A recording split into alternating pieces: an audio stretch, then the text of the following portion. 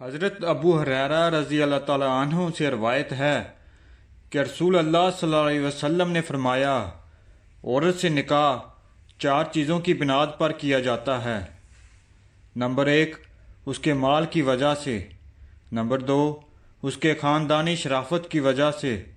Number 3، اس کے خوبصورت ہونے کی وجہ سے۔ نمبر 4، اس کے دیندار ہونے کی وجہ سے۔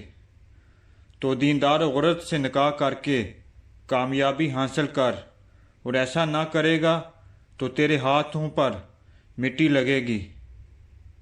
نبی کریم صلی اللہ علیہ وسلم کا فرمان ہے، جو شخص کسی کا گھر برباد کرے، شوہر کو بیوی کے خلاف اور بیوی کو شوہر کے خلاف اکسائے اور دونوں میں پھوٹ یا جدائی ڈالے، وہ ہم مسلمانوں میں سے نہیں۔